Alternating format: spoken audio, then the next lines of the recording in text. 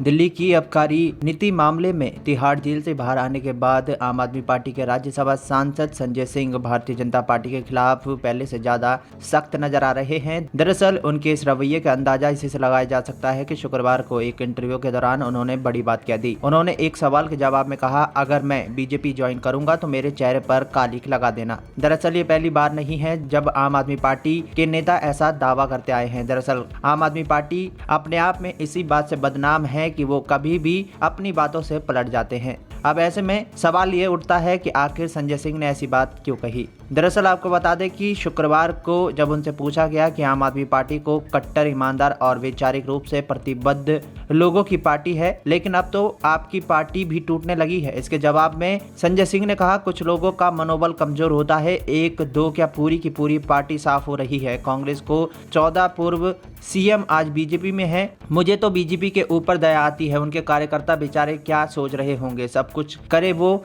जब कुछ मिलने का अवसर आए तो दूसरे पार्टी के नेता वहां आकर माला पहन लेते हैं। इसके बाद जब उनसे पूछा गया कि आपके पास भी विकल्प है, आप भी बीजेपी ज्वाइन कर सकते हैं, कहा तो यही जा रहा है, अगर ऐसा हुआ तो बीजेपी वाले सदमे में चले जाएंगे। इसके जवाब में उन्होंने कहा कि मुझे जितने भी लोग इस धरती पर जानते हैं वो कम से कम इस तरह की फालतू की बातें नहीं करेंगे। जब उनसे ये पूछा गया कि जानने वाले भी 2 घंटे पहले तक यही कहते हैं, इस पर वो बोले, अगर ऐसा कुछ होता है तो जेल से बाहर आने के बाद अपनी बातें इतनी दमदार तरीके से नहीं रखता। सवाल यह है कि आम आदमी पार्टी के लोगों को कैसे भरोसा दिलाएं कि पार्टी नहीं बदलेंगे। इसके जवाब में उन्होंने कहा, मैं सिर्फ इतना कहना चाहूंगा कि जिस दिन ये फैसला लूं, मेरे कार्यकर्ता मेरे चेहरे पर कालिख लगा दें। दरअसल सीएम अरविंद केजरीवाल की जिद है कि वो मुख्यमंत्री पद से इस्तीफा नहीं देंगे, जेल से ही सरकार चलाएंगे, जबकि वो तो सिर्फ आरोपों के आधार पर 3 बार दिल्ली के मुख्यमंत्री रही शीला दीक्षित, पूर्व केंद्रीय मंत्री सुरेश कलमाडी से लेकर पता नहीं किस किस का इस्तीफा मांगा था, वो भी सिर्फ नैतिकता के आधार पर। लेकिन ये नैतिक जिम्मेदारी क्या दिल्ली के सीएम केजरीवाल जी की भी बनती है क्या?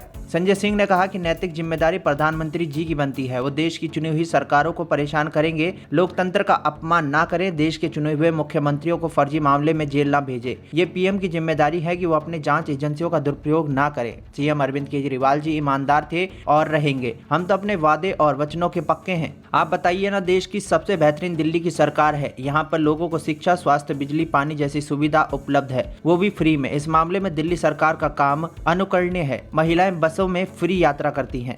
वैसे संजय सिंह के इस बयान को लेकर आपको क्या लगता है? क्या संजय सिंह बीजेपी ज्वाइन कर सकते हैं? हमारे कमेंट बॉक्स में जरूर बताएं।